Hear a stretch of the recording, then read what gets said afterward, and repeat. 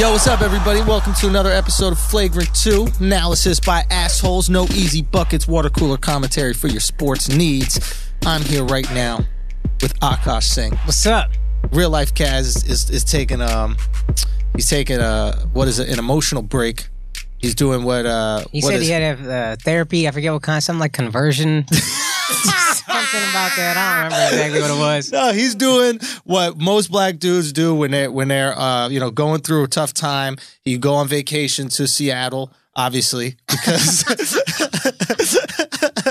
and go get you some pale white bitches. Hey man, that's how you come back. That's where Kaz getting his groove back. He's gonna get his groove back in Seattle. Listen to some fucking Nirvana in utero. Get you a girl that got mad. The fucking what are it called? Tattoos. What are those strippers out there? The pale chicks. I don't know, bro. You know how? Have you ever seen girls in Seattle in the Washington area? No. Why would I go to the Washington area? Bro, relax. Bro, that's a very aggressive response. I'm not from there, so I'm just saying maybe you travel. Corniest area on earth. I don't know where you go. I don't know what you do. I don't know who you are. You know what I mean? Shit, your girl could love Twilights. Twilight's in Seattle? Yeah, that's where Twilight's. Of course, Twilight's in Seattle. That's where the fucking pale-ass vampires are, son. The fuck else would you go if you was a vampire? To Seattle. I think I heard Seattle and Portland got beef, and it's like, that's the corniest beef ever. That's like the Drake-Common beef for cities. Drake and Common were beefing? Years ago, yeah. Over who could bang more 40-year-olds? Actually, over Serena, I think. Wow. I mean, that's worth it. And they both got scooped by a nerd. Yeah. Damn, Snapchat, right? No. It's, what's he on? Not BuzzFeed, one of those. Reddit. One of the cuck sites. He does Reddit. Yeah, he does Reddit. Shouts to Reddit. That shit look ugly. You ever go to reddit.com? Yo, it's the most basic ass. Yes. That shit is a big comment section. Get some fucking CSS or whatever that. What is that? Shit look like MySpace. Yo, get Squarespace. Shouts to Squarespace. Not even doing an ad on this show, but Reddit. Talk to Squarespace. Get your website game up. That's what's up. So Cass is not with us. We're holding it down. Yeah. That means we're probably gonna get pulled off the air by the end of an hour and a half. It is what it is. Look, here's a couple things.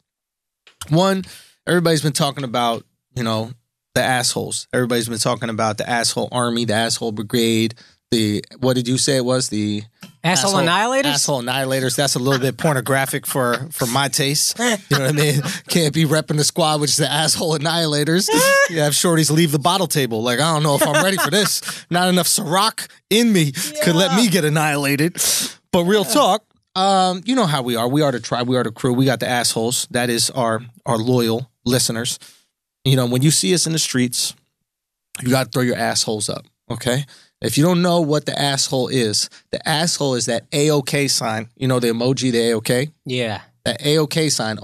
Only you got to make it tight. Curl that shit up. Don't have a big old wide annihilated asshole. Tighten that shit. Curl that shit real nice and tight. And you look right through it and then throw that shit up. All right? When we're posting stuff on the gram, throw the assholes up. Let people know what time it is. Let people know what tribe you're part of. Let's get big enough that I got to make that emoji. We got to make the tight asshole emoji. Yeah. Yo, that's what's up. All right, fair enough. Anyway, make sure you cop some merch. We got the merch out. It's crazy. We haven't got the cease and desist yet, but I think it's coming. You get them fight tees, get the hoodies. All the Flagrant 2 merch is available at flagrant2merch.com. So make sure you get that. And of course, the live show in New York City, February 7th at the Highline Ballroom is going to be crazy. So make sure you check that out. Get the Highline Ballroom shit popping. Go to highlineballroom.com. Get those If you tickets. don't live in New York and you somehow can't make it, tell your friends who live in New York to come through the show, because the better this does, the more live shows we can do, and then the sooner we can come to your city. Great point. So, it's a great point that you tell your friends who kind of fuck with us, don't fuck with us at all, haven't heard us, come through, just listen. Yeah, live show going to be the craziest. Exactly. Just, if you got friends that are assholes and they want to come and pull up and be part of the movement, make sure it happens. Yeah, man. So a lot of things happen in the sports world. Yeah. But obviously we're not going to start out by talking about that. We're going to start talking about Alex and how Alex is newly single and he's thotting it up on the gram, doing fucking pull-ups every day. Do you follow Alex on Instagram? No, I don't. Dude, this guy's at the gym doing fucking pull-ups. He's doing all these different types of pull-ups. He's getting his run on a treadmill. He's playing songs by Drake. Oh, yeah. You got to watch it. He's going through it, man. He's missing that asshole Let me tell you something. There's no better fitness plan on earth than Heartbreak. Oh, facts. Nothing you can do will get you right like heartbreak. I'm going so hard right now. Yo, for real. And ladies, if you're listening to this, keep this in mind. If your man is getting in shape, he's breaking up with you. Real talk. All right? He's just holding on to your ass until he Real loses 15 talk. pounds so he could drop your ass, okay? Ooh. That's exact. Now, fellas, that's a weird thing. If a girl gets fat, She loved you. she loves you. That's comfort. I remember we used to talk about, I don't think you ever did the bit, but we would like talk out writing sessions, and you used to have a thing about if your girl is dieting, you start getting nervous. And then if you're at a restaurant, you order salad, you like salad. What kind of dressing you putting on that? Ice cream?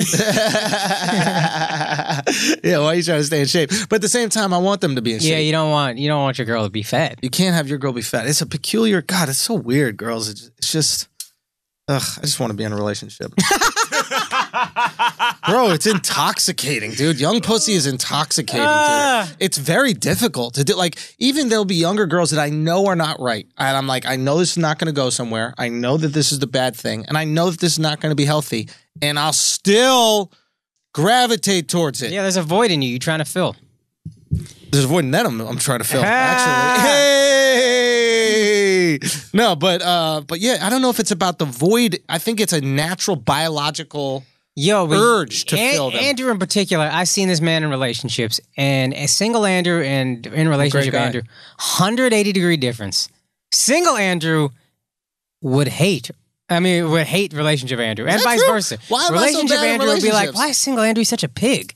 Why can't he respect women? Nah, we hard on these hoes in 2018. Well, then you better stay single. Yeah, no, I'm going to be in a relationship, I think, by the end of 2018. Not you. Huh? You're going to be too deep. You can be sprung. Single Andrew going to hate you. Yo, it is hard, man. It is hard to, like, be in a relationship. It's hard to be... It's hard to care about another person's feelings. Yo, how responsible are we for other people's feelings? That's what this whole... Or like, other people's comfort. That's what this whole Me Too shit is about, I'm realizing. It's like, are you responsible for someone else's comfort? Okay, keep going. I don't think you are. My job on this podcast is to never stop this train of thought. I'm just saying, I've been thinking about this shit. But I don't know where the train is headed right now. Everyone, like, I'm reading all these, I'm not talking about the creeps and the assholes that we all want out of here, the Weinsteins and that kind of shit. Bye. I'm talking about, like, the Azizes, and I'm talking about these ones that are questionable, or even the Louis, right, where it's questionable, and it's like, a lot of this is girls complaining that men are not being responsible for their comfort. It's not anybody's job for you to be to maintain your comfort but you. And if you're uncomfortable, I think you just got to dip. Can't both just be true? This is what I keep tripping on. You feel like you're responsible, because every time I go to therapy and I tell my therapist, I'm like, yeah, man, sometimes in environments, I want to protect people. And like, if somebody says a bad joke, I want to laugh for it. I just want to make sure they feel comfortable. No. And my therapist tells me, it's not your responsibility. Their well-being, their feelings are not your responsibility. All right, cool. But there's a level of consideration that is, I might be making this person uncomfortable. Let me ease up. So men can do that, and women can also say, both can be true. Men can do better, and women can get the fuck up and walk out. Right, but you can't create legislation based on it. That's all I'm trying to say. Like, I agree with you 1,000%, and that's what I do. If I sense anything uncomfortable, I'm like, yo, chill. We got to chill. We got to be cool. That being said, what I'm saying is, legally speaking, you can't say, hey, men, you guys need to be psychic and you need to know exactly what a girl's comfort levels are. You just can't say that. No. It's impossible to legislate. That's what I'm saying. Because how could you get proof? Be true.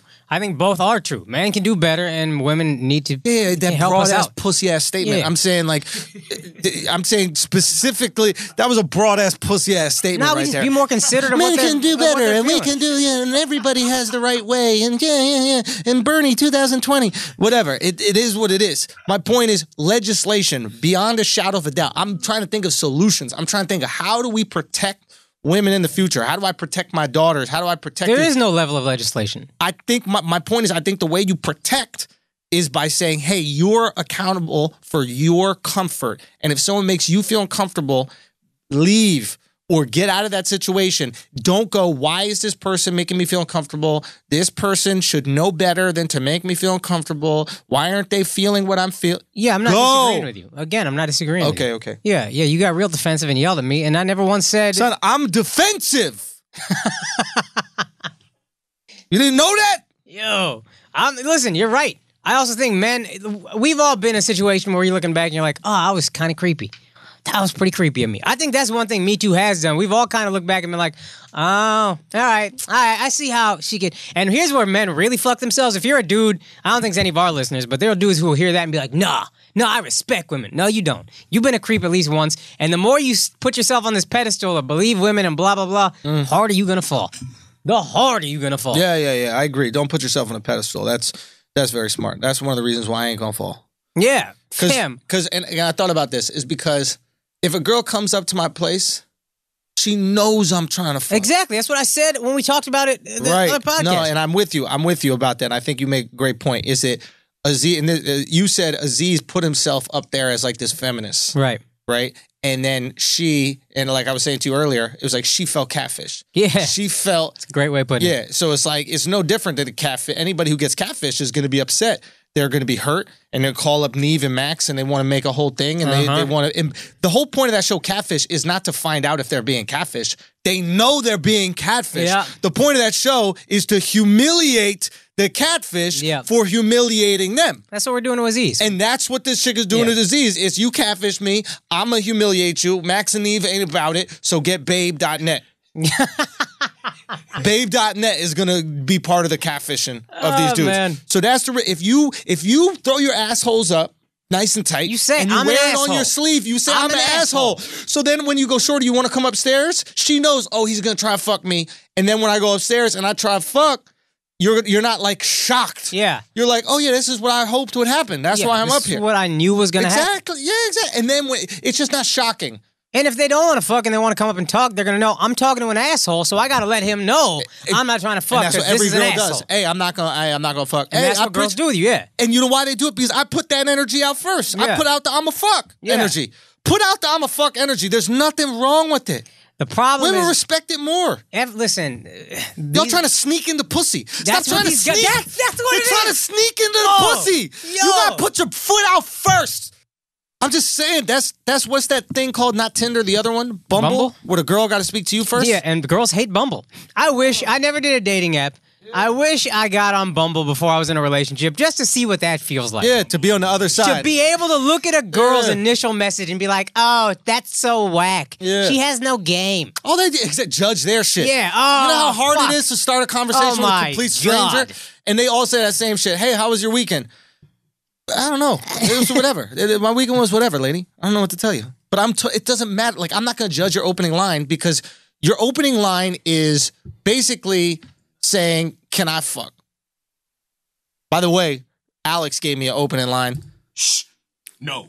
I'm going to tell it. I'm going to say it. I'm going to say it. Alex gave me a... Right now. Doesn't matter. I'm saying it. No women listen to this podcast. 90% got it. Dudes are going to start using all right, fine. It's going to be saturated. He swear this line is that good. He swear this line is that good. Yo, I matched with this shorty. This girl's like... This girl, a little famous shorty, who was on this little entertainment rap. Actually, I forget who she was. Or I would absolutely say her name.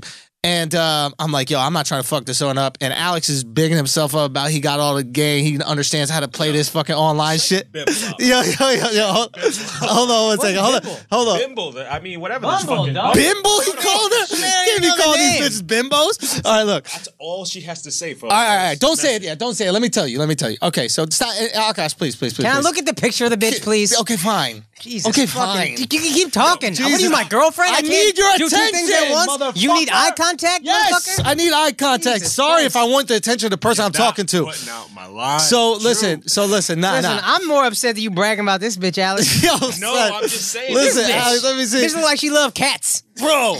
I'm talking about animals and the play. You say I got no upper lip. No. That girl got nose, son. She don't even have lip or any part of the face. It just goes lips to nose. I told you she loves cats. Yo. No, I said that shit. Her last picture is her with a cat. That's a good call. Okay. So anyway, I go, all right, what should I say? What is your little thing? Blah, blah, because I usually do this other shit.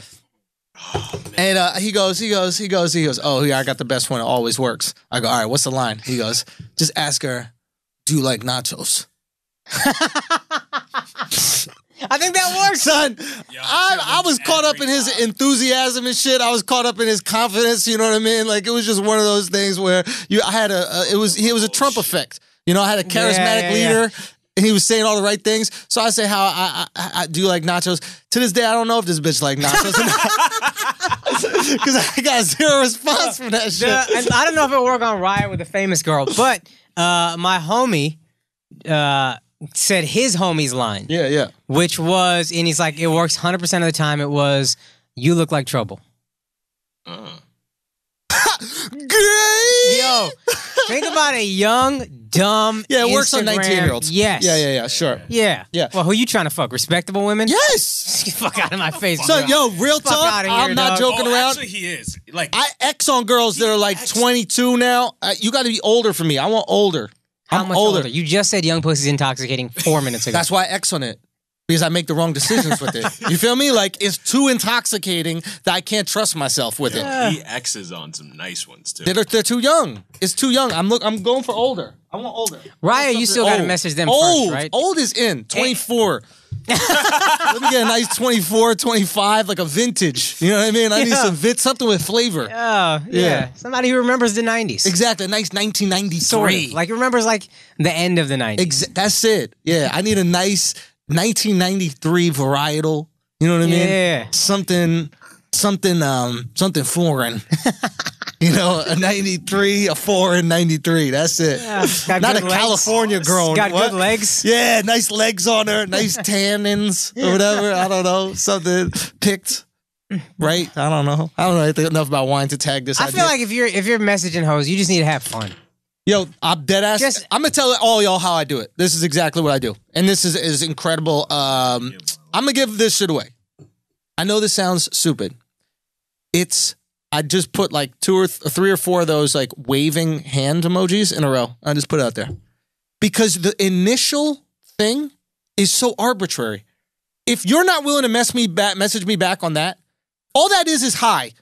If you're not willing to message me back on that, if you're judging me, you put it out there like it's some incredible shit. no, I'm saying it's not incredible. I'm saying it's like so basic because my logic is if you're not willing to message me back, if like your entire willingness to message me back is based on my opening line, you don't like me enough anyway to talk. So my feeling is I'm just gonna go hi, and if you could say hi back, then let's start. And I'm telling you, this has worked way better than me trying to find some clever thing about their profile or whatever like that and comment on that. Now, if they have something real specific about their profile, I'll comment on that. But I'm just saying it weeds out the bullshit. I don't even want to start a convo with a girl that don't want to mess with me in the first place. Simple as that. Girls like funny. Yo, you get your ass eaten. Yeah. That's what you should open with. That's what you should open with. Yo, you lick taint? That should be your opening line. Yo, you into taint? I'm just saying, it's just going to happen when it goes. Yo, All the right. funnest thing, we've talked about this on an episode of Brilliant Idiots a while ago, I think. All But right. you said some shit one time. Before I met my girl, I struck out with this girl who was actually definitively whacker. But Which girl? Uh, That thick-ass Indian girl? Remember that thick one? oh. That thick monster. This is one of the cooler moments I've had. Is there was a girl, we didn't do anything, but Andrew was just like, "Yo, go talk to this girl," and then I just flagged her down on the street, and then we just went and had dinner. This girl, bro, she was thick. She must have been from Guyana. I literally didn't do anything. We ate dinner, and then I went back to meet you guys at the diner. I was like, "Well, I did it. Let's go." I just want to prove I could. Right now. I want to prove I could. No, I swear to this God, girl we didn't was do anything. We didn't thick. nothing. Bro. Thick. Bro, like, I remember seeing her walking, bro. I was like, there's no way she's Indian. She was. That was all I said. I said, "Excuse me, miss, are you Indian?" And she said, "Yeah." Bro. And then I said something corny. She had the whole thing. The chicken, the tikka masala, the tandoori oven. She had the whole thing, bro. The samosa, the mango lassi. Okay. You know what I'm saying? The jasmine rice. Oh, shit. She had the whole thing. The coconut ice cream. Oh, man, he's still going. Bro. It's called Kulfi. She had the Kofi. She had the Rogan Josh. You know what I mean? She had the lamb. She had the whole thing, Akaash. Oh, man. She did. You know what I remember? She had the cricket. She had the cricket stick. She had the blind kid singing for money. She had the answer to the millionaire question. Oh, my God. She had the whole Do you know what I mean? She had that whole cashmere. What is that? Cashmere? Oh, man, I don't know, dog. Cashmere? It's over, bro. It's over. No, cashmere. What is it? Cashmere? Is Cashmere a place? Yeah, Kashmir, yeah. Kashmir. Yeah. She was like, Kashmir is part of India. Oh, nah, she didn't know much. She didn't know much? No, I'm just saying she was thick. Whatever. Literally the best part of the whole thing was when I went back to the diner and I got a standing ovation from you guys. Bro, it was incredible. You went, bag shorty, who was thick as fuck. She was. You know what I mean? Like, if I would describe her as a samosa, you know, if I would, I'd be like, she veggie and meat. She not just one, she got both. Yeah. That's how thick this samosa was, bro. She had the pan. She had the fucking puri bread. She had the puri. Oh, God. She had the... What's the other bread? Fam. She had the naan. Oh, yeah, I said pan. She had the naan. Yeah. You know what I mean? She had the puri bread. She had that shitty-ass little tortilla chip-looking bread that they give you for free in the beginning with those 3 dipping sauces that are trash. Oh, man. All right, let me pull a Cass. All right, let's get it going, for real. Let's talk about this. Let's talk about this Cavs IT Kevin Love drama. What's your take? Listen, you know I've never liked Kevin Love. I've always thought he was kind of trash. I remember watching the finals last year, and he couldn't post up. He couldn't move Klay Thompson in the post. Right. Like, he's trying to score, and Klay just staying in his ground. Right. And I never liked Kevin Love, but this is ridiculous. Okay. This is fucking ridiculous. And it's only happening because he's white. Interesting. I don't know how many people are saying that. Yep. We got to this kind of late, but that's, to me, clearly the only reason it's happening. Okay. Derrick Rose just fucking leaves and is like, I don't know if I'm ever going to come back. And they're like, whenever he wants to come back, cool. My man has the flu. The flu is killing people at a record pace. He's got the flu, leaves, and everybody's like, look, man, I just question your heart. Get the fuck out of here. Dwayne Wade left because he had family issues. Nobody cares. Nobody gave a fuck. Dwayne Wade was struggling in the starting lineup, couldn't score, sits down, he goes, Fam, I'll go to IT the bench. ain't playing well. Nobody on that team is hit a playing fucking well. shot to save his life. LeBron isn't committing to shit. And you know I love LeBron. Oh, yeah. But Kevin Love has been the most professional this whole fucking time. Averaging- Jay Crowder playing like ass. Mm-hmm. He's averaging 19 and 9. Or 19 or 18 and a half and 10 or something like that. He's This is averaging the a double-double. closest he's been to being a player I like. Yeah, he's an all-star. He's Yes. an all-star. On and- LeBron's team. Yeah. So I agree with you. I think there's aspects of race in everything, right? I think what this comes down to, this is my guesstimate. You tell me what you think about it. Right. So basically, I think what's happening is this. So IT and Jay Crowder come over, right? They're playing. Jay Crowder's playing like shit. He realized that he played much better in the Celtics system. Can't hit shots. IT's coming back. He's not playing as well. And the team is starting to suck, and they're looking for places to lay blame, right? They hear Shumpert or one of the other guys on the Cavs make a dig at Kevin Love. Now, Shumpert or another guy on the Cavs, like Channing Frye, can make a criticism of Love. Right. Because they've been there together for 3 seasons. Right. They won a championship together. Right. They went to 3 straight finals together. They have enough equity established where Right. Kevin listens to them and goes, yeah, you're right. Thomas and Jay Crowder hop on board with that comment, and they start criticizing K-Love. Right. Now, K-Love, again, this is me speculating, K-Love looks at them and goes, hold on, aren't y'all the guys that we bust the asses of every single year in the Eastern Conference Finals? Aren't y'all the losers that can't get out of the Eastern Conference? Aren't y'all the bums? Aren't you, IT, the guy who gets tossed around from team to team every single year and only cares about putting up buckets? I'm Kevin Love, the guy who gave up having my own team, gave up being the number 1 guy, gave up being the guy who's just going to pad the stats and look great so that I could actually win. I have no ego. I came here to be the third option. I came here to be whatever they need. I'm the guy that gets thrown around. I'm the guy who's subject of trade rumors every single year, and I put up with it. And you guys are going to come to this team after all we've accomplished, and y'all haven't accomplished shit. You don't have a ring. None of you are even all-stars, and you're going to criticize me. And the fucked up thing that happened is LeBron didn't say anything. LeBron should have came in and squashed it and had Kev Love's back. LeBron should have said, yo, you guys aren't in a position just yet to talk about K-Love like that. That's my guy. You're completely speculating on what's happening, right? This is complete speculation. Okay. Maybe I have heard a little bit from some people, but not tons.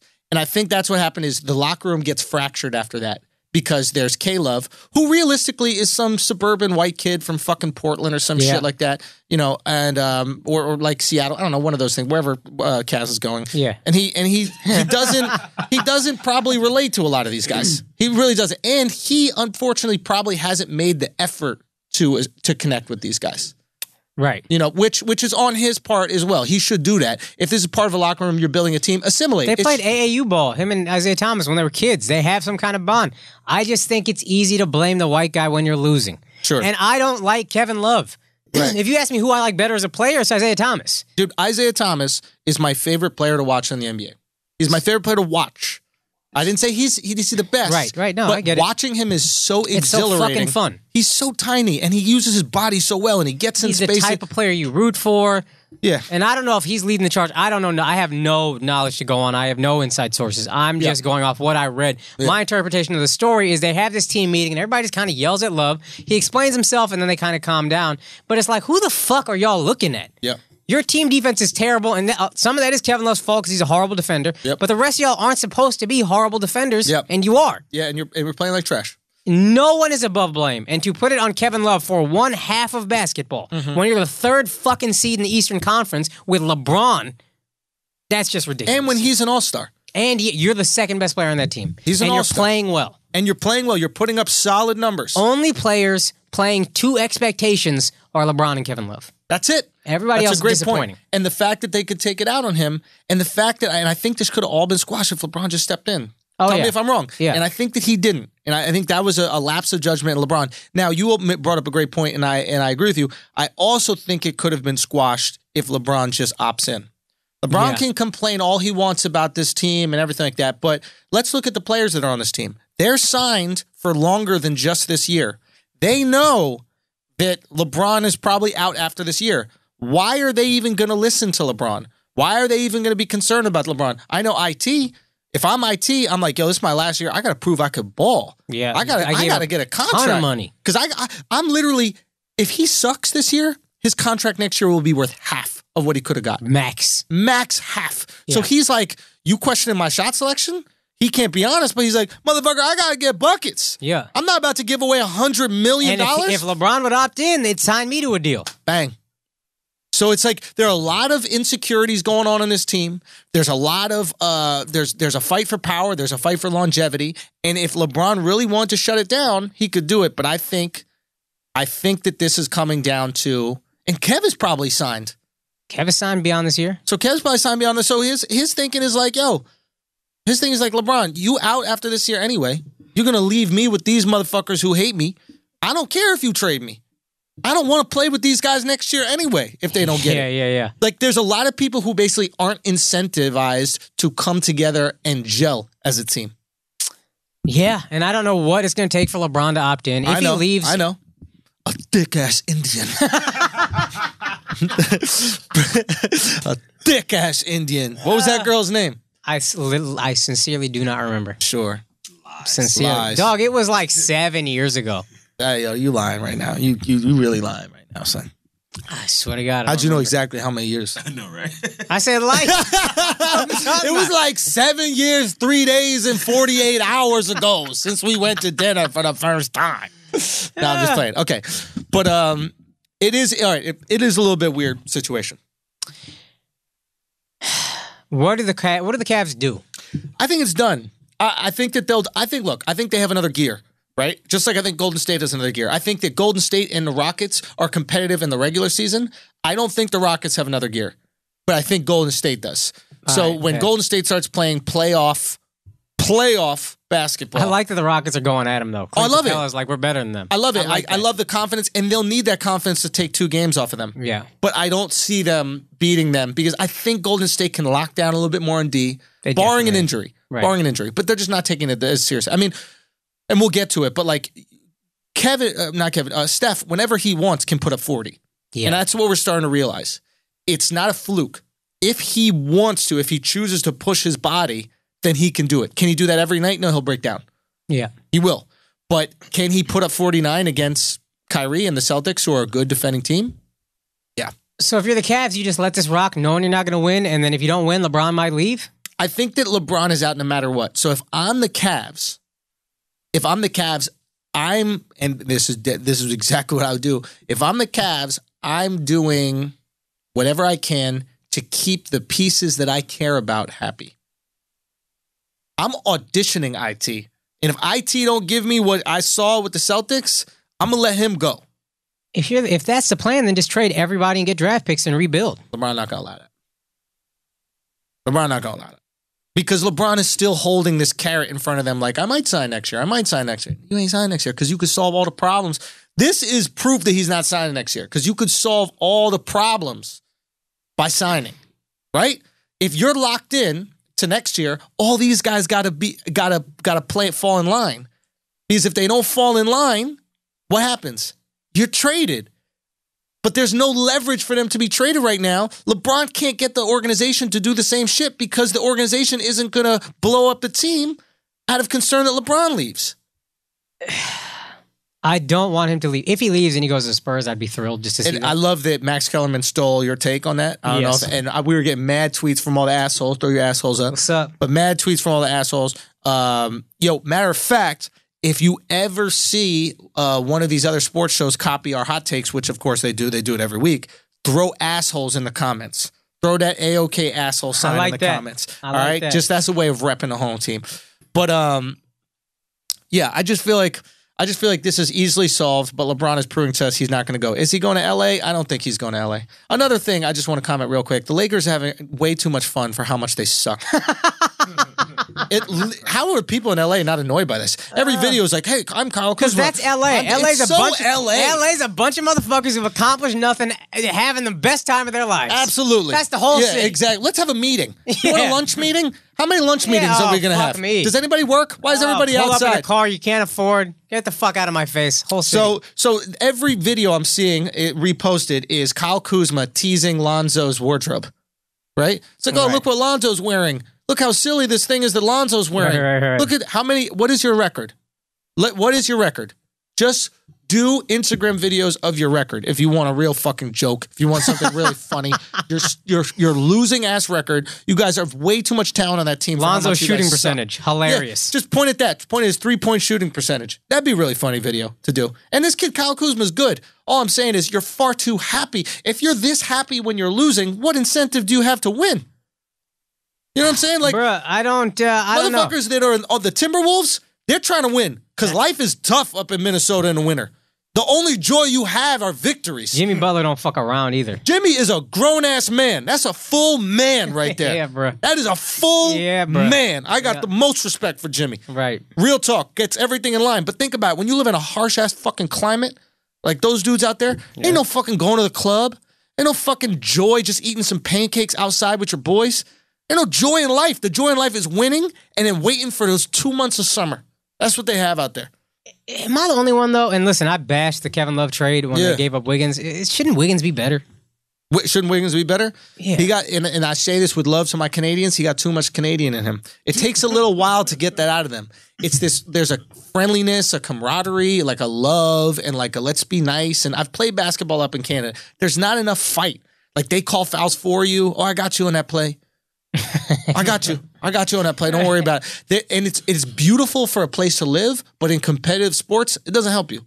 You need anger. You need anger problems. You need a little chip on your shoulder. You need chip on your shoulder. A good old-fashioned American chip on your shoulder. I think that might be what Kevin Love is lacking to bring it all back around. He needs a little chip. He needs a little chip on his shoulder. When he threw his fucking warm-up jersey at Jeff Green's face before he went in the game, did you see that shit? No. You haven't seen this clip? No. Bro, it's so funny. He literally takes it off, and Jeff Green's sitting on the chair, and he drapes it over him like he's an ottoman. He just threw it, and then Jeff Green's like, what are you doing? That's so funny. And then the Euro on the team was about to stop him and be like, hey, and then he just didn't. They're fractured. IT's not even walking into the starting lineup. Did you see that? That's his protest. I don't get motherfuckers protesting each other. It makes no goddamn sense. I've heard IT is not well liked. I remember hearing that before he came. Nobody's liked. No team he's been on, he's been liked. That's why he goes everywhere. Yeah. Nobody liked him. Nobody likes playing with him. It is what it is. You know, a little Rajon Rondo in him. It might be, but here's the difference. Rajon won. And Rajon, let me bring up a great point for. I'm going to compliment myself. Here's a great point about Rajon Rondo is and what's so interesting about Kevin Love. It's remember when Rajon Rondo criticized IT getting a celebration at the Garden. At the Boston Garden. Yeah. He was like, what are we celebrating here? We win championships. What are we going to celebrate him? We're going to the Eastern Conference Finals? Yeah. Right? He criticized him, and everybody was like, yeah, that makes perfect sense. Kevin Love criticized IT, and all of a sudden it's like, oh, this Love guy's an asshole. This Love guy, what's up with this Love guy? Well, maybe we got to trade Love, etc. It's the same thing. Why should you say anything, Jay Crowder or IT? Y'all opinions don't matter. Y'all lose. We've won. We've gone to three straight finals. Here's the difference, and I'm not saying this is right, and because I do the same thing. LeBron's power forwards always have to play a certain way, it seems like. Chris Bosh, Kevin Love, and it doesn't suit their talent well, so they just become a punching bag.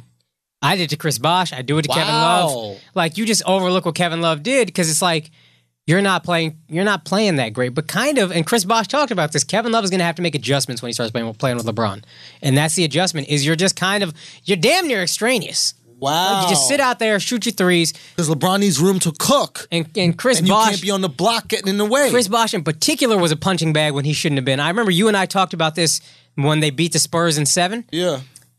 He had a big defensive stop in Game 6. Yeah. And then he's the one that tipped the rebound to Ray Allen on that won the game. And we never talk about that. Of course not. He always had big plays. Kevin Love, to his credit, Game 7 against the Warriors. Stopped Steph. Game-tying 3. And we can not give him credit if we want to, but that's a game-tying 3 from the greatest three-point shooter in history. Yeah. I really think that's why Kyrie left. Because what? Because we talked more about LeBron's block than Kyrie's step-back 3 and Steph Curry's to win the game. That's true. The block. Okay, have you rewatched How did you block? I rewatched the block. Not on replay. Now I'm going to slow down.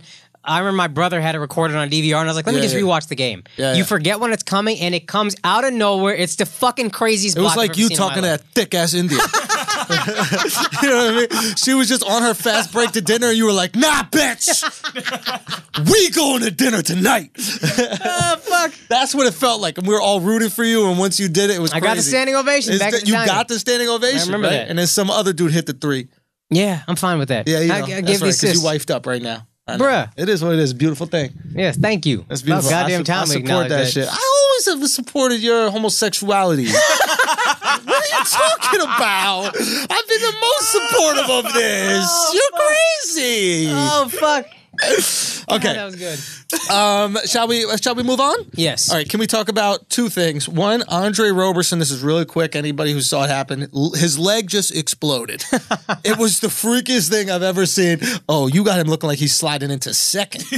This dude went up to catch an alley-oop from Westbrook. Right. Roberson is the guy who can't shoot. That's on the Thunder. He's a great kind of tall, lanky defender, but he literally could be the worst shooter in the history of basketball. Yeah, it's pretty bad. It's shockingly bad. You can't even fathom it. And now he's going to have plenty of time to work on it. It's like if Ben Wallace played 2 guard. Yeah. Yeah, great call. And I even think Ben was better at percentage-wise at shooting than Andre. Anyway, point is, he went up to dunk the ball, catch an alley-oop, and his leg just exploded in midair.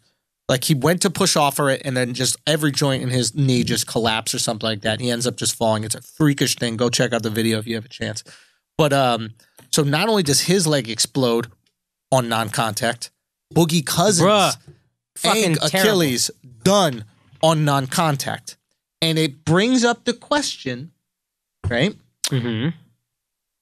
Are there too many games? Because notice this is happening right before All-Star break. Oh, shit. Good point. And there's a reason why there's All-Star break. These guys put their body through a lot, and the human body can only take so much, and eventually it starts to break down. And I'd be interesting to look back in history and find when injuries occur. I guarantee you it's either at the end of the first half or the end of the second half. That's a really interesting point. If there's any assholes out there who want to do some research, look at that, yeah. Holler at us. Non-contact injuries. I'm not talking about you sprain your ankle or something like that. Look up the non-contact injuries. And it's one of those things that we have to talk about. When you see a guy like Steph Curry, you're like, why doesn't he drop 50 every night? I think Steph is smart enough to know that pushing his body that hard has a cost. And if you look at Boogie Cousins, the game before this game where he busted his ankle, what was his stat line? 40 points, 24, 10, like 11 assists. Yeah. He pushed his body really far, and the next game, he tears his Achilles on a jump.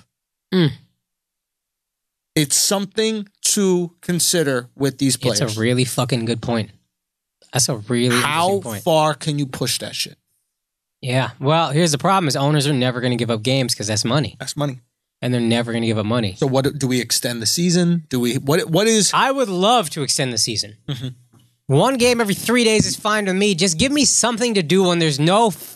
When Football. it's summer and it's only baseball. Yeah. Oh, my God. The ideal basketball season to me starts at Christmas and ends in August. It should go the entire time there's no football. Yes. I agree with you. Bring us all the way through summer. So if they want to keep 82 and extend the season, start in October, but then you have no off season. But I would prefer 65 games, start in December, end in August. Like August is the finals. And when does football start up? September. So now we're good. We're good. Okay, what about this option? 2 breaks. I'm into that. The second one, or the first one can be All-Star. The second one can be All-Star break. Let's do that because then we have more of an idea of who the All-Star is. And then the first one, just another little, week off or whatever, 5 days. Because you can recover a lot in those 5 days. Yeah. No back-to-backs. No one likes back-to-backs. All I'm saying is that ultimately it's what we want. When I see the Pelicans play, I want Boogie there. Yes. So if our best athletes are getting injured, it's bad for the sport. You want to do whatever you can to make sure your athletes are out there, and make sure they're competing. Because if you got guys, like I think what's happening with Porzingis now is he's just tired. Oh, yeah. He's just fucking tired. Man is exhausted. He's exhausted, and he's probably not putting the same effort in because he knows his body is broken. He knows he might be delicate. So what's happening is he's not giving the same effort, and then it's not as fun for us. Nope. We would rather watch peak performance. The problem is we're still going to show up, and there's always going to be another good player. Fair. At least right now. I mean, maybe mid-90s or like after Jordan you're talking. Right now, there's just a ton of talent coming in. It's crazy. It's crazy. I also don't know what that is. What? Is it just people playing less football? Why is NBA all of a sudden just talent on talent on talent? You think there's more talent in the NBA than there has ever been? I think in my lifetime, yeah. Think about this draft. Freaks coming out. What about the idea that it's a global game? Global we game, have another sure. 20% of Euros. Sure, but the only top 7 draft pick or whatever I hear about is Luka Doncic, and everybody else is American. Maybe we're playing a different style of basketball now, and that's really helping, and like that's what we're teaching at a younger. I think Steph might have had something to do with it because now people are shooters. Changed the game. He really did for the better. I can point at certain people who I know have changed the game of basketball. Iverson was one. Jordan, Jason Williams. Interesting. Jason Williams, within my generation, and every generation has had one. Magic Johnson was theirs. Right. Made passing cool. Right. Jason Williams made you want to do behind the backs. Right. Made you want to do these kind of things that were flashy. He also kind of popularized the pull-up 3 from far. Oh, yeah.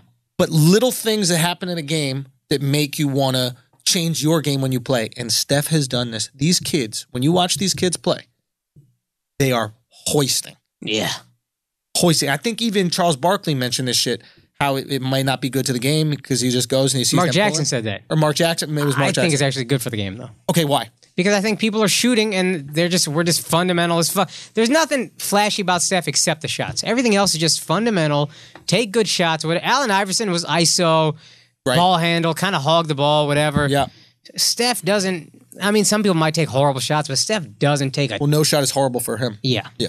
And that's the thing. If you get that good at shooting, cool. And that's what kids are doing. They're trying to get that good at shooting. I don't think there's Trae Young without Steph. I don't know if there's Buddy Hield without Steph. Right. Not that he's a game changer, but like those types of players are coming in now.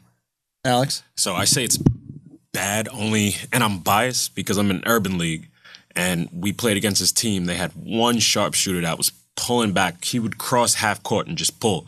We couldn't guard the team. Like, it was impossible to guard the team. After the game, the ref was like, damn, I should have sent somebody to take him out. Why is that bad for the league, though? Because in the NBA, you're not taking out the dude. But I mean, in terms of the gameplay, like, how do you guard? That's exciting as fuck seeing a guy. That's why everybody loves Steph, except me. No, I mean, it is exciting. I hear what you're saying. I think the one question is this.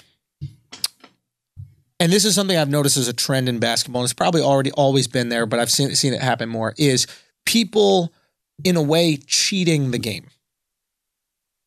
The bring the pass through and pull up. Sorry, not the pass. Bring the ball through and pull up and get fouled. You see Chris Paul do it a lot. Harden does it a lot, etc. And they've taken that call away. Right. But they haven't. It's still a foul. It's just not a shooting foul. Right. But if your team's over the limit, it's a shooting foul. Right? Yeah. So it still can be a shooting foul. These little tricks, another thing I've noticed is when you're coming around screens, you know that someone's trying to beat you around the screen, there'll be contact. So what they do is immediately coming around the screen, they pop up for a shot, and the guy's body is right on you, foul. Right. So there's these little almost cheats. They're not the way the basketball game was intended on being played. Right. They're manipulations of the game, right? And I think it's clever. I think it's really smart. You need to have a lot of offensive savvy to find these ways to score, but it's not the game. The game is what Iverson would do. The game is crossing the fuck out of somebody, going to the basket, despite being 5'10" and finishing on a big. That's the game. And I'm concerned that the three-point shot becomes too easy to hit. And we're giving it too much credit for what it is. For example, you get 1.5 times the amount of points for this three-point shot. Yeah. That's a lot. Yeah. That's a possession and a half. Yeah. Is it that much harder than a 20-foot shot? Is it 1.5 times more difficult? See what I'm saying? No, I know what you're saying. Are we rewarding it too much? Well, here's what I would say. I would say if you rewatch a game from the 90s, and I like iso ball. That's part of why I don't really like Golden State. It's too cute to me. But if you rewatch a game from the 90s and then you watch the Warriors play now, or I remember when the Spurs beat the Heat, the second championship, that was the first time we'd really seen that system kind of win. And I was like, yo, this is beautiful. Like, this is just fun and light, and people are like, it's just good basketball. Yeah. It might sound corny or whatever, but like I remember liking iso ball, but then when you watch it, you're like, this is just clunky. Yeah. It's just mad clunky. Yeah, no. It is, I don't know. Whatever, fuck it. Let me ask you this, though. Yeah. What do you do if you're the Pelicans? Because Boogie, that's a 2-year injury, Achilles. Is it? I mean, he'll come back next year, but he won't be the same. Right. It would take 2 years before he's at his peak. Yeah. Look, he's going to get top dollar from no matter what. And the reason I'm not worried about Boogie is because his game is not athletic at all. The guy's vertical leap is like 6 inches. I've never seen him get off the ground. He is incredibly imposing physically, but he's not one of those guys where I'm like, I don't know if he'll be the same after this injury. There's certain guys that can tear their ACL. Zach Randolph could tear his ACL. Zach Randolph doesn't need ACLs. Achilles a little different. Sorry, his Achilles. All right. Zach Randolph doesn't need that. His game is so savvy and, veteran. As long as Boogie is 7'2" and all 300 pounds or whatever the fuck he is, he's going to be fine. He's not overly fast. He's got incredible touch, incredible finishing ability. I think, and he can shoot the long ball, but he's not a speed demon. He's not one of those guys. So I don't think he'll be as affected as, certain guys who rely on their athleticism. Okay. I just wonder if you're the Pelicans, is AD going to stay? You gave Drew Holiday way too much money. Yeah. I don't know. I mean, it's weird. I think the Pelicans, again, now we're getting into like the nuance of these players. I don't know if you build your team in today's NBA around two bigs. 90s, yeah. You could do the David Robinson, Tim Duncan thing. Oh, yeah. Now you just need 3-point shooters. It's not economically worth it. Isaiah Thomas had an interesting theory. He talked about how he thinks the days... If you touch women inappropriately, you'll get fired? Well, you might not get fired. Your boss going to fight for you for a bit. I saw this dude walking down the street, by the way. Yo, he's the original Me Too.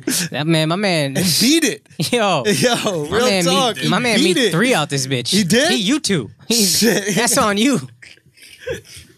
All right, go. We're talking about Isaiah Thomas, who played for the Pistons.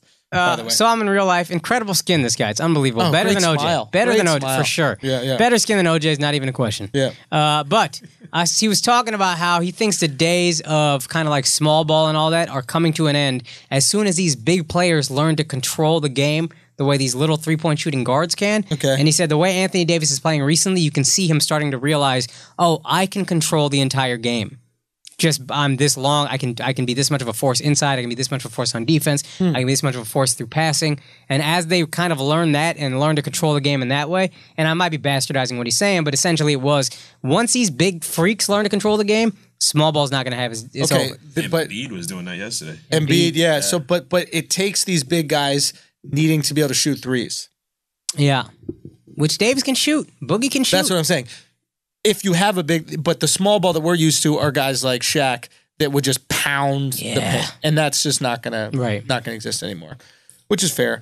Any All-Star predictions we want to do with it? I kind of want to talk football, but anything else? I thought LeBron's team looked better. Whatever. Yeah, it doesn't matter. Do you like this new format at all? I kind of do because the old one was horrible. We don't want to talk about this. There's been a lot of shitty All-Star games in a row. Yeah. One or two. You get one good dunk contest every 3 or 4 years. That shit was flames 2 years ago, though. Bruh. Wait, was it last year? Aaron Gordon. I was there. I was there for a live. 2 years ago. Yeah, that shit was unbelievable. Yeah, unreal. Okay. Okay. But yeah, how do you save the All-Star game? How do you make it interesting? I don't know. I think you might just got to give them a big ass cash prize, make it something worth playing. Now they're doing $100K each. Yeah.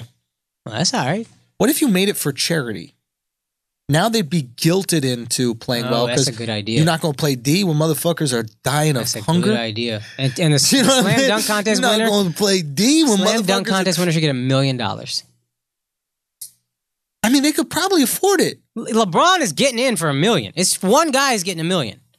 What is it now? You're giving away 1.7 or whatever for the All-Star. Whoever wins, 100,000 each. And dunk is probably more watched. It might be. I mean, those are supposed to be the two most exciting nights. Yeah, they got to just raise the stakes. If the stakes are raised higher, everybody gets in. Because home court advantage, is that good? The winner gets home court advantage, right? No, that's what? How you do that here? They get home. The winner gets home court advantage in the finals. I thought that was baseball. Are they borrowing that from baseball? Yeah. That's not how it works here? I don't think so. So how do you find out who gets home court advantage? The team with the better record. But that's not fair because you're not playing in the same division. That's how you're not it's playing been. the same amount of teams. That shouldn't be fair. That's how it's been. I think that they should do this. I think this is a way more fair way of looking at it. You take the town from the east, plays the town of the west, and the team that wins. This isn't all East-West. Yeah, I don't like this. I don't like this mix-it-up shit. Because it plays into one of the problems I have with the NBA right now. Everybody's friends. They've been friends since 9 years old. When they went to AAU, they've been hanging out at each other's house, eating pancakes together and shit like that. And then they get in the league, and they don't want to fight. You know, they don't want to scream at each other. They don't want to bark. They don't want to argue. They got all these fake fights. That's what makes Russell Westbrook so just dope. Because nobody invited him for pancakes. My man never had pancakes. Never had pancakes. He's been on Atkins his whole life, not by choice. Talk. Just by the lack of invitation. Right. He really don't care. He don't got no friends. He don't give a fuck about friends. It's him and his wife just fucking booling. That's it. We out here. Yeah, he got 4 people he cares about. Yeah. Brody doing it. No, he's doing it. Even though he got his shit yammed on yesterday by Joel Embiid. Did you see this dunk? I didn't see. I saw he had a yam of his own. No, Joel Embiid Supermaned on him, and he tried to take the charge, and the ref ain't call it. And son, oh my God, it was frightening, dude. And Embiid stared at his ass afterwards. Like just Embiid is great. Yeah, he is great. He's great for the game. Okay, football. Go, Patriots, Eagles. What? I hate to say this. It's going to be. I think the Eagles have a real chance. Yeah. I'm not feeling bold enough to pick them, but they got a real chance. Why are we doing this in the cold? It's a dome. It doesn't matter. Like, you got to walk around that weekend. Fam, you live in New York. Yeah, don't do it here. Okay. All right, fair enough. Like, America's this amazing country for many reasons, but one, because we have all climates. There are very few places in the world where you can live in the cold and in the hot, no matter what season it is. Right? We can take it like Canada. If you live in Canada, you got to be cold 8 months out of the year. Yeah. It's not a choice. Yeah, it's not a choice. You have to. You know what I mean? If I was Canada, I would buy one of those Caribbean islands or something like that and just start developing a nice little place where you owned and you could go. Right? All their money's tied up in healthcare, Doug. That's right. Fuck that healthcare for 10 years. Buy Haiti. Oh, okay. Buy Puerto Rico. Would be into that. Buy some shit. Right? Real talk. We would give you Puerto Rico. Puerto Rico cheap right now. Puerto Rico's cheap right now. Puerto Rico property value. Bro, if you have a solar panel, you could buy Puerto Rico. How you live on an island where all it is sun and there's no electricity? Oh, fuck. Son, just buy some solar panel. I don't know. That's what I would do. But my point is, you have a place.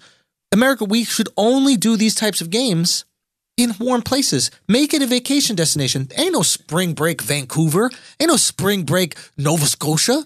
We're not doing spring break in the cold. Spring break is still snowing. in Nova Scotia. That's what I'm saying. We're not doing that. Yeah. So you do spring break in Mexico. You do spring break in Florida. You do spring break in California. Take it to a hot place. Make this a fun environment. Make it like the fact that they're doing All-Star in the NBA this week, next week in California. That's the right place to do it. Do it in California. Do it in New Orleans. Do it in warm places where we could walk around and get some pussy. Think about the fans. Yeah. Here's the difference. The All-Star the weekend is All-Star weekend. It's like a big tourist weekend. The whole weekend matters. Super Bowl's about the game. The city's cool. That matters, but not the game. Come on, son. Motherfuckers are there already. Everybody's there already. They're hype. They're taking a few days off. They're spending at least the weekend in Minnesota. You're not flying in day of the game, flying out the night of. I'm talking about hotels and everything's popping. Now everybody's underground. You got everybody underground in Minnesota. I don't mind a cold weather city getting a Super Bowl. I don't. Because especially Minnesota, these guys give a fuck about football. Yeah, but the people that go to the Super Bowl ain't the people that are from the town. It's the fans. Fucking Vikings. I can't believe they didn't beat the Eagles. I know. Fuck. It's sad. Don't get me wrong. I'm with it. It would have been great to have a home Super Bowl. That's awesome. Also, the Eagles don't need God. No, just God gives those fans a Super Bowl. Bro. There are hilarious videos going around right now, and I have to take my hat off to Barstool Sports for capturing videos of Eagles fans just like cursing at women and. Doug, there's one lady said she saw a lady wearing a Vikings jersey with a baby, and they're all telling the baby, "Fuck you." Yeah. They're savages. These are monsters. Eagles fans are not human beings. Yeah. Listen, there's a reason they moved the capital of the United States of America. It was in Philadelphia, and it was moved because this is the place that we have to showcase to the world. We need goodwill ambassadors. Yeah, we need goodwill ambassadors. Take it to DC where we got some crackheads. They would rather have a city full of crackheads representing them than Philly Eagles fans. Yeah, because it's scary. You're holding events in Philadelphia with these maniacs. You're gonna have a UN event in Philadelphia. Fuck free energy. We like coal. Get out of here. It's dangerous. Dog, they don't deserve a Super Bowl. Be nicer. You'll get a Super Bowl. That's really what I'm hoping God will say. But are you not rooting for the Eagles?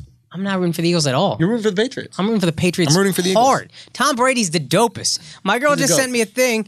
Fuck Jerry. First of all, Tom Brady follows Fuck Jerry, which is already hysterical. Motherfucker's savage. There's a meme of a guy with he's got his hands up. He's got his girlfriend across him, girlfriend, black girl across her arms, made this like stank face, and it says the caption says, "I can feel it from here." And then Tom Brady says, "If you're explaining, you're losing." Yo. Which is weird because he misspelled one "your" and didn't misspell the other. But the point is, this motherfucker is the GOAT, dog. Who else you know followed fucking Fuck Jerry and comment on it? Yeah. Who else tell you know how to deal with hoes? Who else you know refuses to apologize to Giselle? That's what I'm saying, bro. That's the realest shit. That's what I'm saying, bro. Yeah. Like there was a time, because Brady had another kid. Yeah. And Giselle was like, wait a minute, you got another girl pregnant and we're dating? And he just sat there like, if you're explaining, you're losing, bitch. All right? Now, you could put those Victoria wings on and fly the fuck away, or you could get on board with the TB12. Dog, he is... How do you know TB12 ain't his dick size? Because it very well might be. He might have the cannon. Bruh. Yo, Tom Brady might have the cannon. I bet that shit I think he got that cannon. I bet that shit is huge, Yo, fam. I think he's packing. Who got a picture? Yo, I think he got those stitches on his dick from trying to grab it. I mean, his stitches on his hand from trying to grab his dick. Oh, it's too bad you fucked up that delivery. That was good. would have been so good if I didn't fuck up that delivery. Really good. He was really trying to wrap his whole hand, all his fingers around it. He was stretching real hard to get it, and it just tore. That's why he can only date models. That's the only bitches big enough hands to get around the dick. I need some 6-foot chick. Accurately grab my penises. Gotta be able to palm a basketball. Dude, real talk. That's why he takes a little bit of the air out of football, so it measures the size of his dick. A regular full-aired football is a little bit too fat for his dick. But you take a couple ounces of air out that shit, woo! That's a Tom Brady 12. Ah, fuck. How many inches of football? I don't know. Probably 12, ain't it? Yo, I would look up that. I would look up how many Tom Brady inches of football is. This dude, of course, he's the best quarterback in the world. He's been throwing his dick around. I got a little boogie. Yeah, you got a little boogie. Appreciate you. No doubt. All I'm saying is things are starting to make sense. Tom Brady is the world's foremost alpha man. Facts. Okay, tell us why. If the world was coming to an end and we had to listen to one motherfucker on how to save us, everybody follows Tom Brady. Over Belichick. Over about Belichick. 11 inches. Wait, what is it? Football's about 11 inches. About 11 inches. Yeah. Tom Brady's dick bigger than football, son. course he gonna be able to throw that football around here. You know what I'm My saying? man is not explaining shit to Giselle, dog. She probably richer than him. Real talk. She might have more She's money. Widely considered the most beautiful women on earth, and he's just like, nah, bitch. Nah. He's saying nah to Giselle. That's bro. some crazy shit. Dude, he just whips out that big old TB12. Yo. Hold that shit in his fucking hand. Bruh, I'll tell you right now, I'll be explaining. I'll be explaining, fam. I'm going to have to explain Andrew's thick-ass Indian comments for days. To this podcast? Yeah. Real talk? Yeah. She don't even like sports. She still finds it funny. Really? Yeah, she's mad supportive like that. Damn, yo. I know. You know who's mad supportive? Oh, here we go. That thick chick's jeans when she was holding on all that ass. That's what was mad supportive. Those fucking jeans for that thick ass Indian booty that she had. Holy shit. Gosh. My man said, gosh. Gosh. Oh, fucker. Akaash came back. He was like, damn. Bitch was smuggling mangoes. Oh, bro. Yo, I'm just joking. Akaash's girl. That's not true. That girl, she wasn't even thick. She was thick. Nah. I was waiting for the comment. Nah, she wasn't even, that girl wasn't even that thick. She was ugly. We were like, yo, go talk to that ugly girl. I mean, listen. You know what I mean? Point is, I be explaining. Yeah. That's the point. How you gonna explain this to your girl? I mean, it was mad long ago. Yeah, but still, you're supposed to be faithful before you ever even meet your girl. You're right. You're right about that. You know how women are. You're right about that. You know? If I knew, Yeah. my girl's indisputably better than that girl. Yes, of course. So That girl, if I had known. that other girl was ugly as fuck. Now Akaash is about to defend her. Nah, hey, yo, she was thick. She was thick. No, I was about to say, actually, her face was, I wasn't into it. Really? I really, you kept saying how thick she was. I need to go holler. And this is at the time when I'm not fucking anybody. Yeah. And everybody is just like, well, you just don't fuck. You're just not going to. And I was like, no. And I think you guys, I just needed to prove that I could if I wanted to. Oh, you had to prove that you were a virgin by choice. Right. Exactly. That's right. And I'm not just some bitch ass over here can't get no girl no matter what. That's really how I felt. I was like, I just got to do this for me. I got to like prove For the something homies, here. you got to prove I it. got to prove it. Yeah. So and I you went, did. Grab that thickness. Grab that slim thickness, bro. Oh, wasn't nothing slim. It wasn't nothing slim. Nothing slim. That shit was thick and taut. That shit was taut. He said taut. Nah, it was taut. I don't remember a lot of Nah, tautness. bro, it was taut. remember a lot. That shit was taut. Yo, you never I don't seen? remember a lot of Hey, tautness. no. Her skin was tight around that thickness, bro. She looked like a Long Island dad. You never seen a Long Island dad? I don't He be get it. fat, but his skin be tight. You know, he got like a Bud Light shirt with no sleeves, carrying Like a the stomach cooler is to the taut? beach. Stomach was taut, but that girl, she wasn't fat. She was just taut. Just like Frank. Her skin was taut like Frank. Exactly. Oh, man. I saw you go over that, walk up there. I was like, Akaash ain't going to talk to that. He can't handle all that. What's he going to do with all that? You know what? You're right. I couldn't handle all that. Yeah, that's true. You ever pick up some fruit and be like, I'm never going to eat this, and then put it back? That's what I did. You saying you picked up them mangoes? We had dinner. I picked them up, and then I was like, you know what?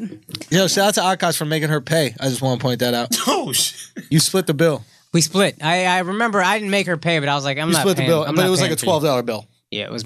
We had like lussies or something. Yeah, I know you had some lussies. We've literally talked about this longer than it lasted. Whatever. Doesn't matter. It's funny.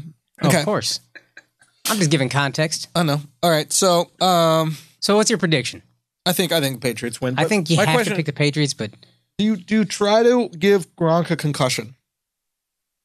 yeah. Unethical, yes, but I think that's the only way where you have a chance, right? Well, he had the concussion, and I'm assuming he's going to play, but you don't know. Of course, he's gonna play. But you don't know how. I don't know how that affects you in the game. Of course, he's gonna play. Gronk doesn't strike me as a guy with a lot of foresight. My man acts like he got a concussion all the time. All the time, yeah. He's just constantly. But I really don't think it's going to affect somebody like him. But my worry is not my worry, but like strategically speaking, and I don't know how ethical it is. It seems kind of unethical, but like to try to on purpose give another player concussion.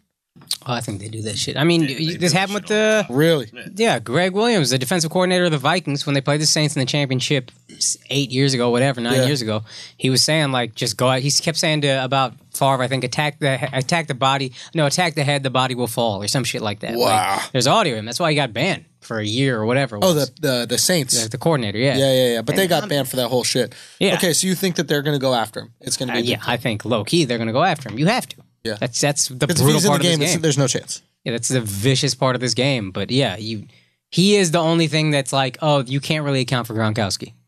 But again, I don't know how much a concussion affects Why you. can nobody guard this guy? You're telling me there's no Gronkowski on the other side of the line? He's huge, dog. Yeah, but why He's isn't there... huge and fast. Okay, but isn't there a huge, fast guy that plays defense? Because you tend to put those guys on offense. Like, cornerbacks tend to be receivers who can't catch. Cornerbacks are receivers tend to who be can't receivers catch. who can't That makes catch. sense. But they're a little smaller than receivers. Receivers 6'5". There's no 6'5" corner. Corners are like 5'10", 5'11", 6 foot. Yeah, maybe. you're a little too short to play receiver. You're a little too... You can't really catch. But you have the athleticism But of you're a receiver. athletic. You can stay with that him. body type. Here you go. Let's play corner. Okay. Who has Gronk's body type that you wouldn't immediately say, yeah, come to the offense and dominate the game? Yeah. Okay, got you. So what's peculiar about this to me is that we know for a fact that defense wins games. Yet, we continue to take our most athletic players and put them on the offense. I think, though, the X factor... What the fuck is the point of I think that? the X factor is they can catch. I think a lot of people can't really catch. You know what I mean? Like, Gronk can catch. Yeah, of course. Receivers, Odell Beckham, it's fucking crazy. Yeah. So, like, you could have... It's almost kind of wasting that skill set to put him on defense. But if we know that stopping a catch is more valuable than catching itself... Yeah, it's a good question. Why wouldn't we take all the talent and put it there? Good question. As a matter of fact, if I was a coach, I know this sounds crazy, but if I was a coach and I really need to turn around a horrible team like the Browns, I would say, I want all my athletes on the defensive side of the ball. Let me see if I can get every one of my elite athletes to play defense. You know, it might make some sense. At the younger levels, you got a guy like Gronk, it's over on offense. Right. No one is stopping you. That's why it is. Elite offense wins until the NFL. Yeah, when you're all kind of on a level playing field. Because, athleticism-wise. but that's also probably because anybody who's good ends up playing offense. Yeah. Nobody goes, oh, this guy's really good. Put him at safety. Right. Yeah. Right? You just end up there as you get worse and worse at offense. Yeah. Everybody starts out at quarterback. True. Right? Every good player who's True. 8 years old is a quarterback. And then eventually you go, oh, he's not that good at throwing. Okay, make him running back. Yeah. Oh, he's not that fast. Make him a receiver. Or he's tall. Yeah. Make him receiver. Yeah. Oh, okay, make him a corner. So you eventually fall into defense. Yeah. If I had a kid and I really wanted to play football, which is sadistic almost, but if I wanted to play football, I would start him at D from the beginning. Yeah. Imagine you're like Bane of defense. You were born in... Oh, I was born in this. I was born without the offense. Yo, just middle linebacker, just body From the jump. Gronk is a middle linebacker. That's crazy. Son, how do you throw over it? Think about it. How do you throw over the Defensive middle? end, whatever he would play, yeah, it'd be fucking crazy. Start your kid out on D. Well, That might be the wave. it might be. God, my Bane impression went away. I used to be able to kill that Bane shit, son. No, I remember. How do you do Bane? Do Bane. Oh, I don't know. I think. Oh, that was all right. I think. What is it? I think. Was it? I was Batman. I was born. No, that's Vader. I was born in the darkness, Batman. I was born in the darkness. Really, you had it for about 2 seconds and that shit. I gotta listen to that shit, son. I gotta listen to Bane. That shit fell off a cliff. Damn, bro. All my shit sucks, Akaash. Oh, no, dog. You want to talk about XFL or not since we're talking about football? Oh, my prediction, if we're doing predictions, Yeah, go. I'm going to say 21-13 Patriots. I want to say maybe 16, something like that. I don't know if that's going to... One touchdown's going to be the difference. Final drive, and game seems to over. be the only way the Patriots win Super Bowls is on the final drive. Really? They've never won a Super Bowl by more than one score, I don't think. Think about it. And I think I've talked about this before. The first Super Bowl against St. Louis was a field goal at the end of the game.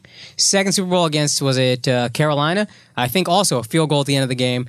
Third Super Bowl against the Eagles. Eagles are driving, have a chance to win. They don't. Donovan McNabb is too fat. Fourth Super Bowl, Seattle, last play. Fifth Super Bowl, overtime. Only Super Bowl in history that went overtime. They don't win blowout Super Bowls. They just don't. And why are they so good at I don't fucking know. It's crazy. Even the 2 Super Bowls they lost, though, final drive they lost. Oh, they just couldn't complete it. Eli, remember Eli? They lost. Yeah, but they didn't have the ball to lose it. If they have the ball to win it, It's a wrap.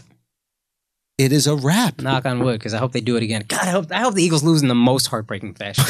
I hope they're up 42-0 in like the second quarter, and then they just lose fucking 43-42, last second 2-point conversion. That's what I hope for. You want their hearts to break. I want their hearts to fucking shatter. Yeah, but don't you think it's just gonna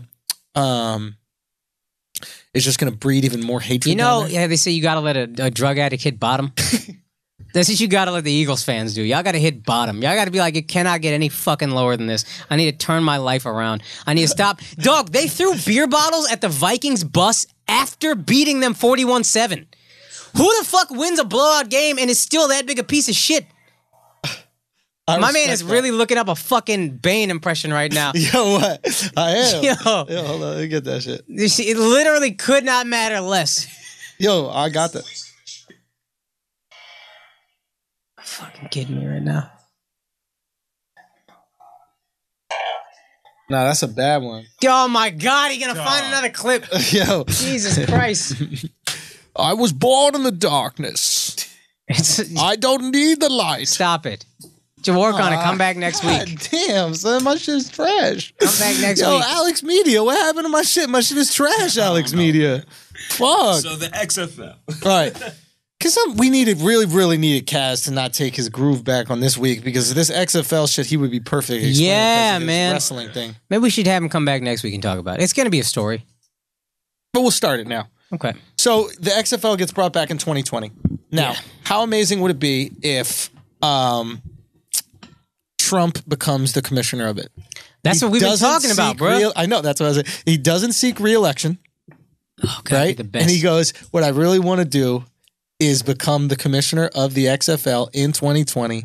And he has a 49 million people, whoever fuck with him, become their weekly And those viewers. are the guys who are tired of the NFL. And those are the black guys people that having are tired opinions of the NFL. and all that shit. Yeah. Bruh. So this could be, I don't think he'll do it, but this could be a perfect transition for him to, one, take down the NFL, which he has beef with from the jump. And Trump don't lose. Trump don't lose. He's on a 30-year winning streak, this dude is. It's crazy. Ever since whatever he filed bankruptcy and came back, the man hadn't lost once. Son, you know that he eats 3 meals of fast food a day?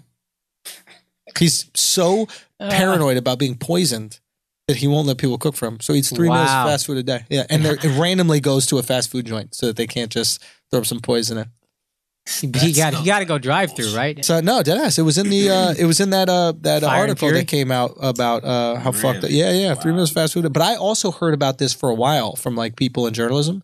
They're like, yeah, he's just eating KFC 3 times. I heard this about Diddy. My homie did a music video shoot with Diddy. He said he was the worst job he's ever had. Mm-hmm. Diddy needs a bag of his own ice for drinks because he's worried. He's that worried someone's gonna poison him. Yo, how crazy is that? That shit is legit, yo. Yeah. Yo, dude, that shit is. I mean, it always. Have you realized that like it always happens right before like a major game or a major something like that? The quarterback gets sick. Oh, I got the flu this week. Oh, interesting.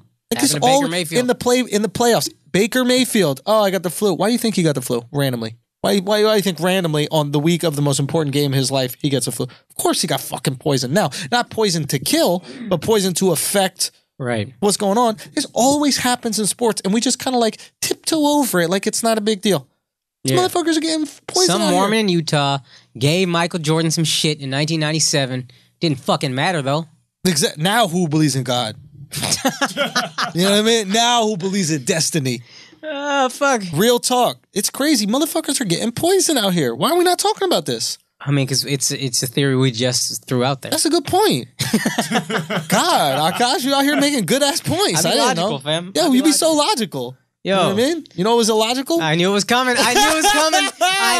Walk away from that thick ass dumpling. That thick ass dumpling just walking, waddling around. I saw it coming 3 lines ago. Gosh, golly. Fuck. Oh, boy. What part of India was she from? I don't remember. Bullshit. You keep asking me like I'm going to remember. You told me what part she was from. What'd I say?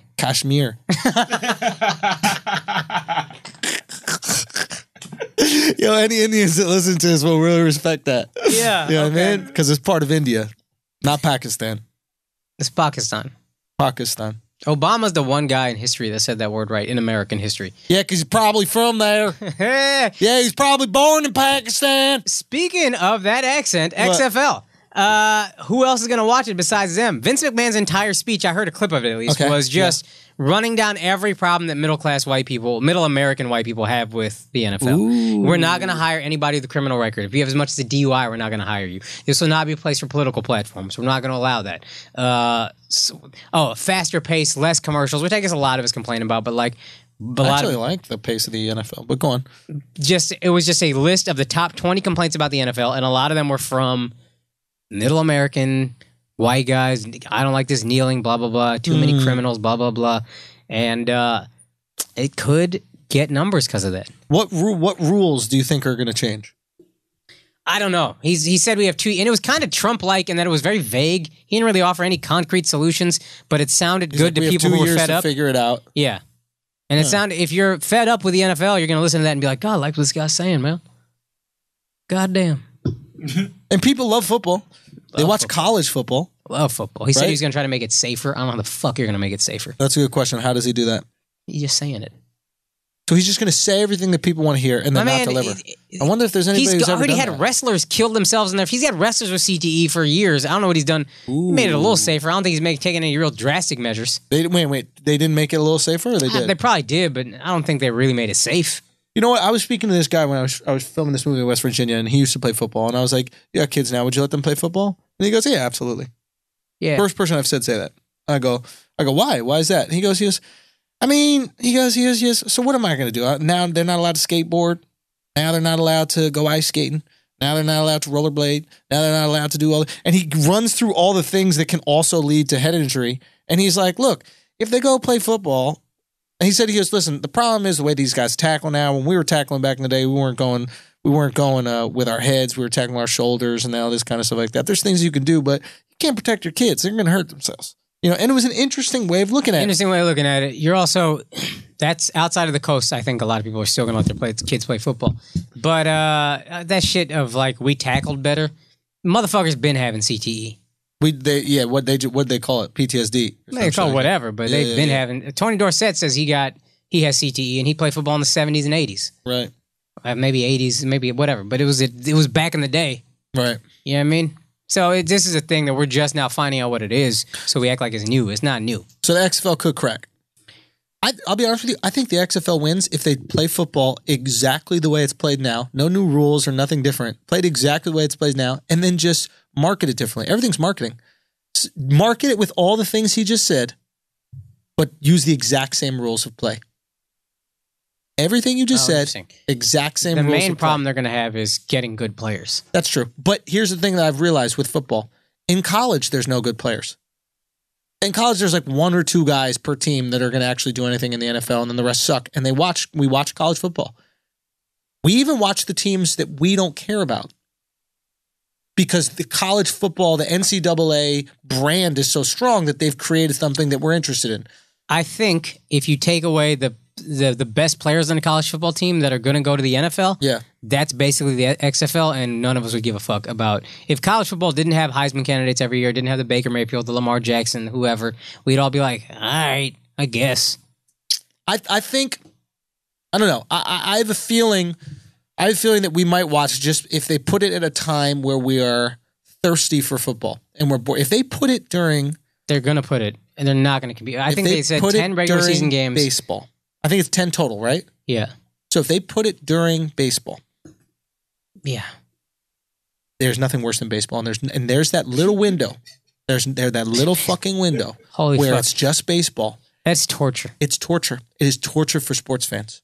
Okay? You know, to your point, when someone's getting tortured and you're starving to death and you just give them one morsel of food, it could be doo-doo. And they'll be like, and they'll eat that fucking doo-doo. They'll love that fucking doo-doo. So they're going to step in, and two things are going to help it. One, there's nothing to play for sports highlights during that little window where it's just baseball. Oh, it's true. There's just some outfielder running and then making a diving catch, right? There's a home run where we hit the ball web goes gems. far. Oh my God! Right? Shoot me. That's in the all there fucking is. face. There's a guy sliding into second, and he bumps into somebody, and there's a collision. Oh my goodness! If there was only a sport that was made on collisions that we could watch at the same time, it might be more interesting. Dugout's clear. One punch gets thrown. That's the only fucking highlight they play all day. Exactly. So you're telling me that during that small little window where we're dying for other sports entertainment, where basketball's not there yet, where soccer stupidly didn't become a summer sport, they try to go during the week, which is the dumbest thing soccer guys could have ever thought about. You tell me we slide football in there, and you and I were definitely going to watch highlights. I'll watch a crazy catch. I'll watch a crazy run, and all it's going to take is a few of those highlights being interesting enough, and he's the king of marketing, this guy. It could. Getting the right people behind it. Just don't make it goofy. Back with the XFL originally, they made it goofy. Stop. Do exactly how football is now. Just call it XFL and then tell us these lies that, it's about being proud and home and all this other stuff. Yeah. And I really think it can work. Like, even if you look at the branding, how it is right here, it doesn't look extreme. No. It looks like the NFL branding. It's a normal, it looks like a Bills jersey. It's just italicized. That's all it is. I think if they do the exact same game, and they put it in that window and then don't get too greedy. Let it build in that window. Yeah. Remember what Mark Cuban said that you often bring up here. Don't try to take over every day. Just take one day. Pigs get fat, hogs get slaughtered. Bang. Don't be a hog. That's it. Just be a pig. And if he's smart, include some of the wrestlers in the league. Dude. Put them on the line. You draw your whole wrestling. Dude, you're making a very good point. And there's a few of those guys that are probably talented enough to at least play on a team. Yeah. That's real interesting. I don't know if that would work. Imagine you could get that crossover. All they got to do is get lit up once, or all they got to do is get a single tackle. Wrestling, they love, and this is kind of why the XFL failed, because wrestling, we love the pageantry of it. We love the arguing, the kind of carnival aspect of it, and that's what he did with the first XFL, and that's why it failed. I think one of the reasons the XFL is because it became failed is because it became too cartoonish. But that guy, that heavyweight that went into the UFC, whatever his name was, Brock Lesnar, he became the biggest draw in the UFC. He became the biggest draw in the UFC at the time, right? Now, granted, he's a massive person. All I'm saying is you can get these guys, if they're willing to put their bodies through it, and a lot of these guys wanted to play professional sports. Yeah. I bet you could get a few of these guys. The Rock played at the U. Shit, there we go. All I'm saying is there's possibilities. All right, we'll see. 2020. All right, before we get out of here, let's talk about this rapist doctor. Yeah, this shit is so vile. Though. I know. Did you read it at all? I didn't read it enough. That shit makes my stomach turn. Okay, so there's this doctor named Larry Nasser, and he was a doctor. I believe it was at Michigan State, right? Yeah, Michigan State. And but he was also the doctor for the women's gymnastics Olympic team. Yeah. And apparently what he was doing is for like years he was molesting these girls. Yes. Right under their parents' noses. Their parents were bringing them there. And he was kind of manipulating and tricking these girls into thinking that these were routine things that he was doing, which were absolutely disgusting. And it's, you know, it's a fucking, here's the thing. I'm not a parent. You aren't a parent. Right. But I imagine being a parent, you're constantly worried about your kids getting fucked or molested, right? Just in general, right? Yeah. You're already worried about that, right?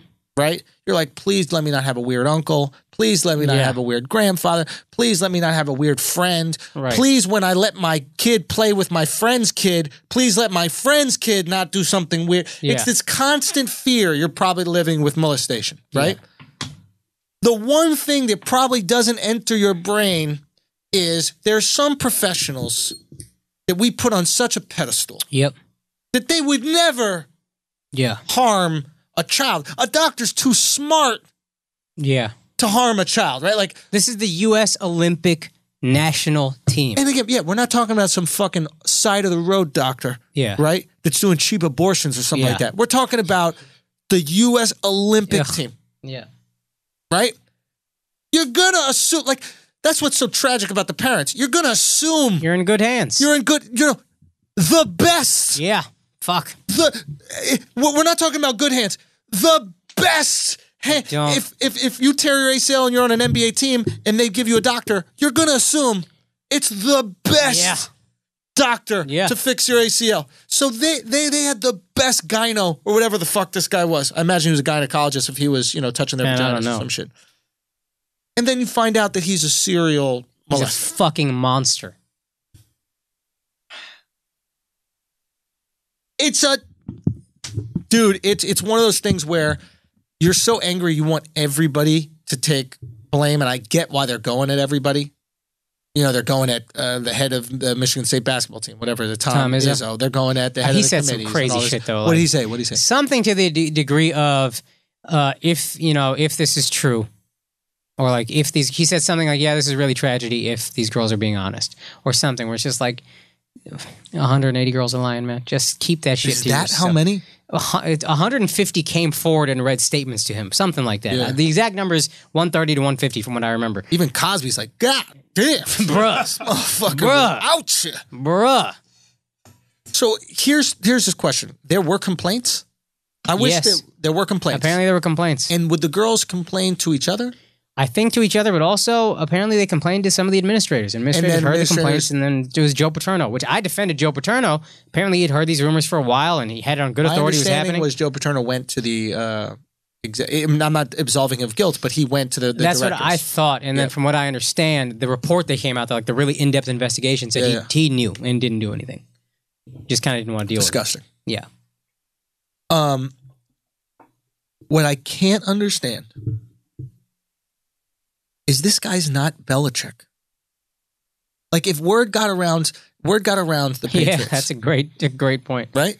That Belichick was diddling these little 5'10" white receivers that he keeps getting. Yeah. Right? And then all of a sudden you'd be like, it is interesting why he always gets these 5'10" slow white receivers. Right. Yeah. They probably wouldn't say anything if he was diddling them the whole time.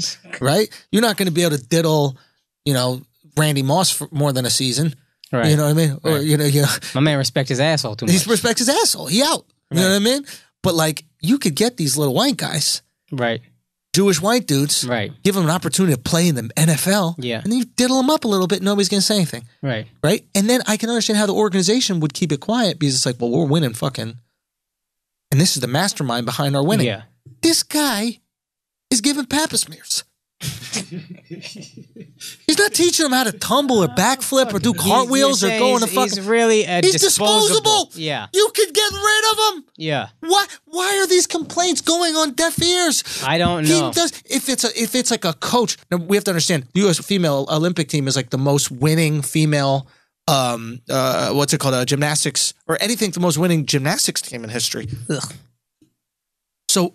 I understand if it's a coach. I don't understand it's gross, but I understand more so if it's a coach. If they're like, okay, let's keep it quiet. We got a good thing going here. Right. You know what I mean? This guy's, it might be fingering him. You don't fingering him into greatness. But you see how it happens if it's an indispensable part of this machine. I see it. I see how that. I don't approve. I think it's disgusting. Right. But again, if it's Belichick or if it's some coach that's making, you can all see these why people would let their lapse in judgment. Exactly. But you and can't it happens see this. all the fucking. That's why priests get away with it, right? It's like, oh, a priest is doing something, but I want to go to heaven, and the priest is going to talk to God, and I go to heaven. And you know what? Really, like you always think this shit is vile. Yeah. I was listening to the ticket. This is not a priest. This is the guy who cleans the church. Here's what made me really understand how fucking vile is. He talked about like a lot of times these victims. The guy that's molesting them manipulates them into thinking they're the ones that are doing wrong, and that's why they're ashamed to tell people. Uh-huh. And that, for some reason, really hammered home exactly how vile it was. And then when I heard that, I was like, every one of these victims should be able to shoot him in the fucking face. Whereas before it was, death penalty, this is a monster. Now it's like, every bit of bad shit that's going to happen to him in prison. Yeah. I like, good. Yo, there's a chick, I think Allie Raceman is her name. Yeah. Her speech... This speech right here. Really? Ooh, she was staring right at this dude. Good for her, man. Like, she had what she had written on the page, but she would take the line in and then deliver it right to his fucking face. Mm. I mean... Yeah. That's a gold medalist. You know what I mean? Like, you see the type of bravery this shit. You know what I mean? Like, you like that same, I don't give a fuck, that same grind, that same courage. That's greatness. Is probably what leads you to greatness. That's greatness. Like, yo, this chick you cannot break me. Oh, that's you dope cannot as fuck. break me. That's dope as fuck. I was hyped off of that shit. Yeah, that's dope as fuck. Anyway, I just want to speak to like some of these administrators and try to understand why they couldn't replace this guy. You could replace this guy with 1,000 other. And another thing is, why do you have a man doing gynecological exams? Women outnumber men in the medical fields. It is harder to find a man than it is a woman to do doctory shit. Well, gynecology in particular is completely female-centric. Son, I don't even understand male gynecologists, and I think we've spoken about this before, but like, let's say you are a male gynecologist, right? All you're seeing are pussies that are fucked up. Yo. You're seeing pussies that got bumps on them, pussies that are stinking, pussies that are burning, pussies that have got like that may bleeding too much or something like that. You're seeing pussies in their worst case. So even if you were a pervert, why would you want to see worst case pussies? Be an esthetician. Yeah, you were a real pervert. Maybe as you're a real pervert. But it's just like these people. We did shows in Malaysia, and then I did the club after you, and then when I came, there was a dude who was a gynecologist, and I was just like, why? What's wrong with you, dog? Like, how could you even trust a male gynecologist? I won't even trust. You know what? A You male know how much we gynecologist, shouldn't. yo. You know how much we shouldn't. Would you trust a female dick doctor? You know how much we shouldn't trust male gynecologists. What was Bill Cosby on the Cosby Show? A fucking gynecologist. Motherfucker. Motherfucker. Oh, shit. Motherfucker. Bars. Motherfucker. Bars. Motherfucker. All I'm saying, like, fuck, like it's just the risk is so much higher. If you're a parent, bring your daughter to the gynecologist, and it's male.